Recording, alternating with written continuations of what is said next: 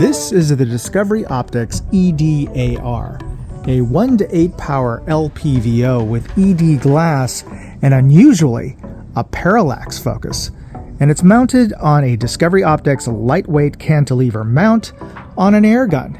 But not just any air gun, a brake-barreled Magnum air gun, known for destroying most optics. So, can this budget LPVO survive or even thrive on this kind of rifle? We'll hit that like button and we'll find out.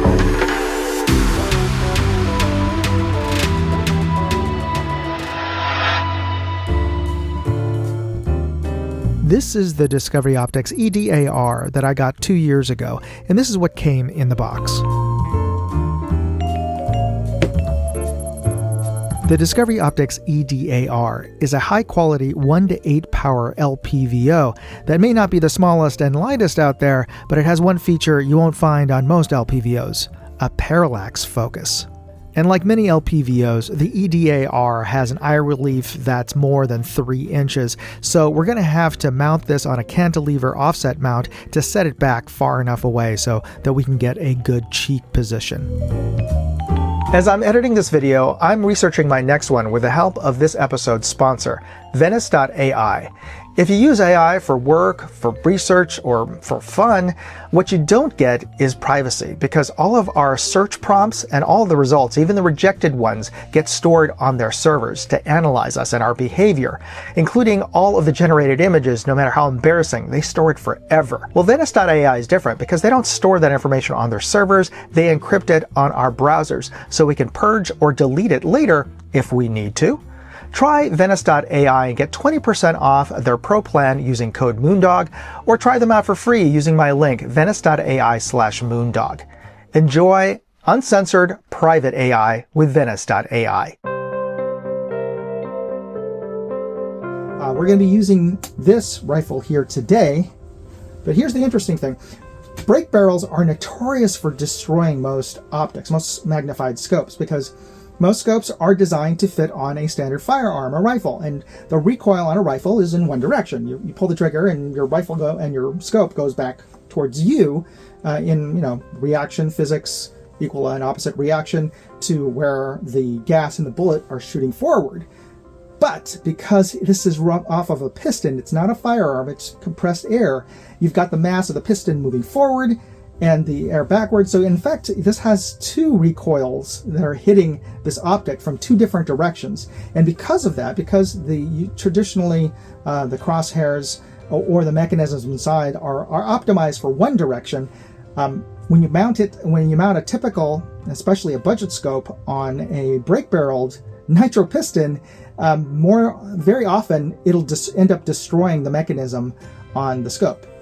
Unless it's a reinforced scope, and there are reinforced scopes out there, or high quality scopes which are inherently are beefier inside, beefier built. And this is the case here. This is a Discovery Optics EDAR. This is designed as an LPVO for marksmanship, because not only is it a 1 to 8, it has ED glass for really sharp clarity, but it's one of the few LPVOs that has a parallax focus. So this really allows you some fine adjustments in terms of focus, because most LPVOs have a fixed focus at typically at 100 yards. This one you can adjust all the way down to 5 yards, and that's the reason why I wanted to mount and test this on this rifle, because I wanted to be able to focus on targets as close as 5 yards. And if anybody who's ever used an air gun or a BB gun to try to go after, or any rifle by the way, to go after small varmints like rats or gophers or whatever on their property, those suckers are pretty small. And if you have a typical high-powered scope that's just like a 4 to 16 or a 4 to 24 or 5 to 25, when you get it down low to even 4 power, sometimes it's hard to find that small little sucker out there that's maybe only 10 yards away, but by the time you find it through that scope, because it has such a narrow field of view at 3 or 4 power, 5 power, it's gone.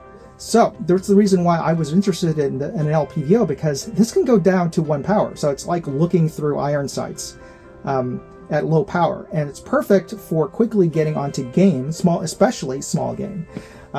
We're not going to be dealing with that today. I'm going to be testing it on some precision targets at a distance of 10 yards, 30 feet. So we're going to see how well this works, and if it indeed does work. So we're going to charge this up, and we're going to get started shooting.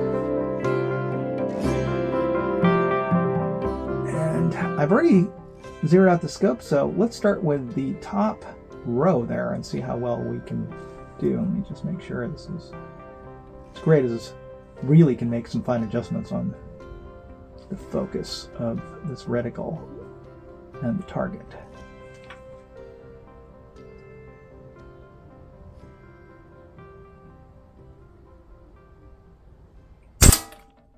Oh, I think I pulled that one.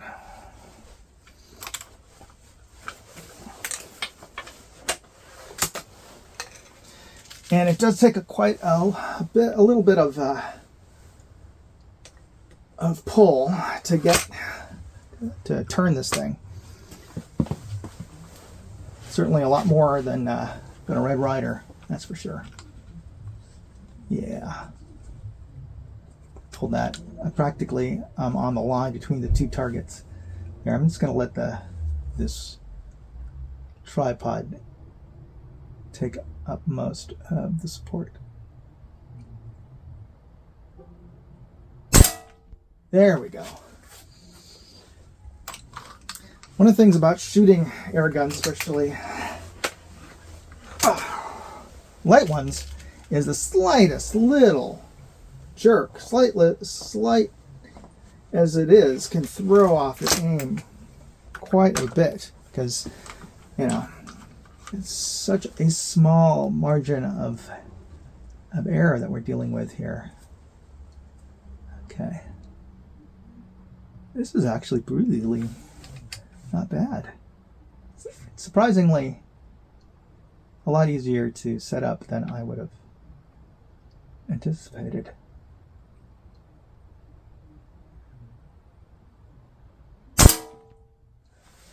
All right.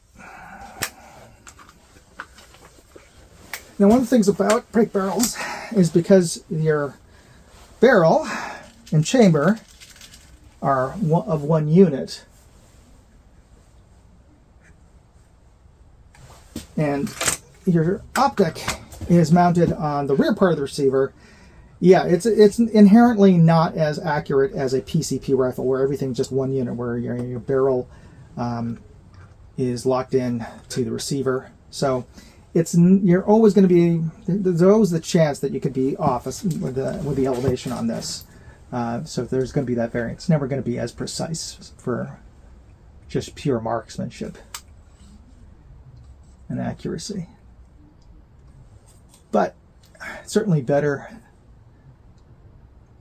more accurate than the shooter in this case.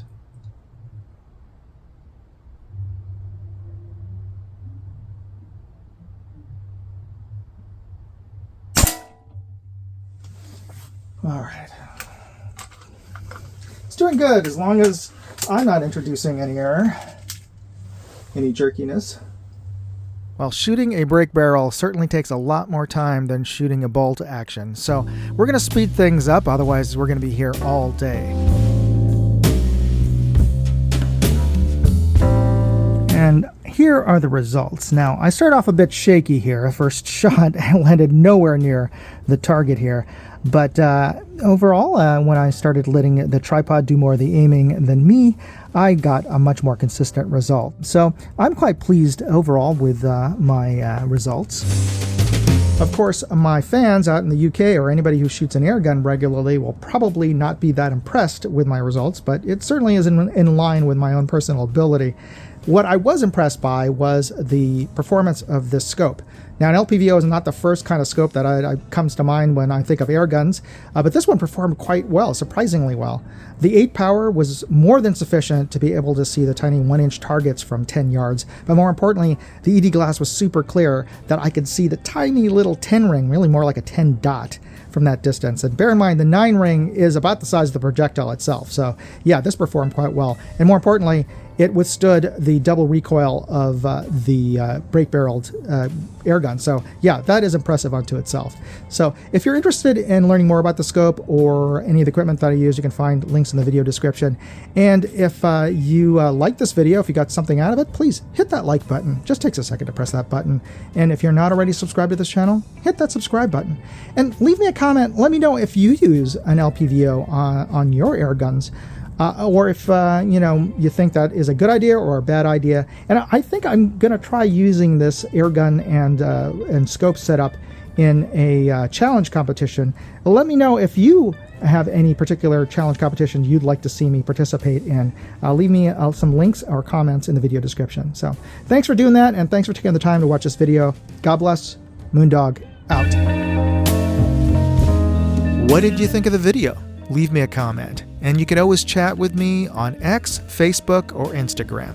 You can find useful links in the video description and check out my other videos, channels, and my website, moondogindustries.com.